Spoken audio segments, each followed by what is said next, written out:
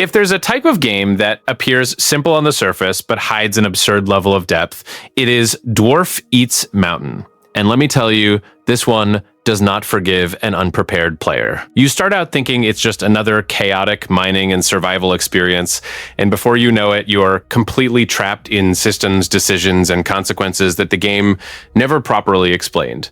And that is exactly why I decided to make this video. Because there is a lot here that the game simply doesn't tell you, and which completely changes how you play. So today, I'm going to show you 10 advanced tips that will accelerate your progress, prevent rookie mistakes, and most importantly, help you avoid destroying your run before you even understand what is happening. I'm Matthew, and the video starts now. This tip about prioritizing runners early on is absolutely crucial, and I learned it the hard way after watching my own progression stall miserably. Most players, myself included in the beginning, become obsessed with maximizing damage and ore production, completely forgetting the weakest link in the chain, transport capacity. You can have the best miners in the world generating mountains of ore, but if you don't have enough runners to take it all to the Great Maw, all that effort is literally in vain. The game's economy revolves entirely around actual collection, not theoretical production. I realized that building a solid gold foundation quickly depends almost exclusively on ensuring you have enough runners from the start, and constantly upgrading their carrying speed. It is frustrating to see piles of ore accumulating without being converted into usable gold, while you could be spending those resources on upgrades that would accelerate your progress even further. Many players get stuck at exactly this point because they don't understand this fundamental dynamic. They produce high damage and generate plenty of ore, but they cannot bring the gold to the Great Maw efficiently. It was a turning point for me when I finally realized that carrying capacity and speed upgrades must be an absolute priority, even if it means delaying other improvements that seem more attractive at first glance. If you follow this strategy from the start, your progression will be much smoother and more consistent. Instead of spending hours stagnant trying to unlock the next content, you will have a constant flow of gold, allowing you to buy more powerful upgrades and advance naturally. Trust this advice because it comes from practical experience. Runners first, always, and your dwarf empire will thank you later. This is one of those tips that seems small, but significantly changes the feel of the game right from the start. In Dwarf Eats Mountain, holding down the click on gold on the ground to push heavier ore and artifacts to the Great Maw is an active mechanic specifically designed to accelerate the early and mid-game. What I like about this is that it solves a problem that many incrementals have. You end up just watching numbers go up, feeling like you are hardly doing anything. Here, clicking becomes a real way to contribute to the mining flow, because you aren't just helping to dig, you are pushing loot where it needs to go faster. In practice, this means you can unlock the pace of the game without depending solely on the workers doing everything themselves. And this detail makes a difference, because heavier items and buried artifacts can get stuck on the ground for longer, so this manual push helps reduce the feeling of sluggishness and makes the progression more satisfying to follow. For me, this is exactly the kind of mechanic I would pay attention to early on, because it rewards those who play more actively without forcing you to micromanage everything the entire time. It is an advanced tip that is simple to understand, but very valuable, because it turns dead time into real advancement and makes the early game much less tedious. Managing stuns manually completely changed the way I play, and I feel like many players are missing out on huge progress by ignoring this simple mechanic. When runners are stunned by rocks, collection stops completely, and I have lost countless precious minutes waiting for them to recover on their own. I realized that increasing your slap strength to revive them instantly is one of the best decisions you can make in the early game. The slap to wake up stunned runners is incredibly useful, especially before you have good protection and upgraded dodge. I used to panic every time I saw a fallen runner, but once I started using the slap actively, my collection rate increased dramatically. It's almost like having extra runners for free, because you keep your entire team working continuously without long interruptions. The smartest part of this strategy is that it costs almost nothing in terms of resources, but the impact on your economy is huge. While other players are waiting for their dwarves to recover naturally, you are already bringing more gold to the Great Maw because you keep your runners active at all times. This makes a brutal difference in the early stages, when every second of collection counts toward building your initial gold fund. If you aren't using the slap manually yet, stop now and start incorporating it into your gameplay routine. It's one of those tips that seems obvious once you understand it, but makes all the difference in practice.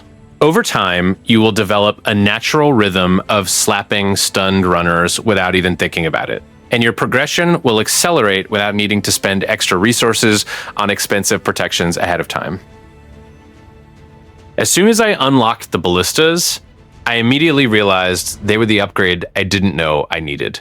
They are excellent for focusing specifically on dens, those goblin dwellings I previously ignored because it seemed difficult to destroy them with my normal units. Once I started using directed ballistas on these targets, my collection of valuable resources like mithril and souls skyrocketed. The strategy here is to really think differently about what to prioritize on the map. Instead of attacking anything that appears, you focus your ballistas on the dens, knowing they drop mithril and artifacts that are essential for long-term progression. I used to waste a lot of time cleaning up random enemies, but when I switched to focusing exclusively on the dens with ballistas, my efficiency increased drastically. Ballistas are considered one of the best units for destroying dens precisely because they can take down these structures quickly, something that would take much longer with other troops. This means you get more cycles of mithril and artifact collection in less time, accelerating your progress in stages where these resources are critical to unlocking important upgrades. It is impressive how a single unit can change the entire dynamic of your game. If you have already unlocked the ballistas and aren't using them strategically on the dens, you are leaving valuable resources on the table. Start prioritizing these goblin dwellings whenever they appear on your map, and you will see your mithril and soul economy improve very quickly. This is one of those tips that separates players who are just playing from those who are truly optimizing their progression in Dwarf Eats Mountain.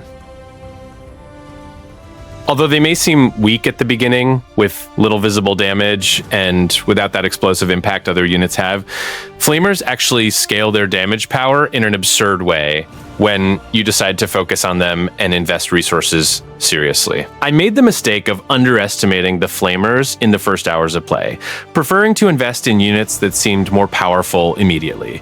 But when I finally forced a build focused on them, I was impressed with how their damage grew exponentially. They seem weak at first, but they scale very well in steady damage builds, delivering consistent and reliable damage that accumulates in a devastating way over time. The synergy they have with other units is also something I only realized after testing several different combinations. Flamers work perfectly in sustained builds, where you want consistent damage rather than explosive spikes, and that consistency is exactly what you need to deal with longer waves and goblin dens without constant micromanagement. It is one of those units that grows with you and becomes increasingly valuable the more you invest in it. If you aren't evolving your Flamers yet, you are missing out on one of the best damage scaling paths in the game. Don't be fooled by their initial weak appearance.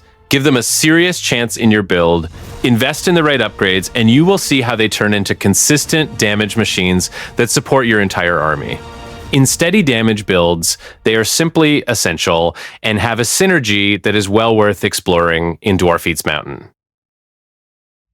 Causing damage to the mountain very quickly seems like a good idea at the start because you think you are advancing fast, but in reality, you are filling the calamity bar and triggering landslides that destroy everything you have built.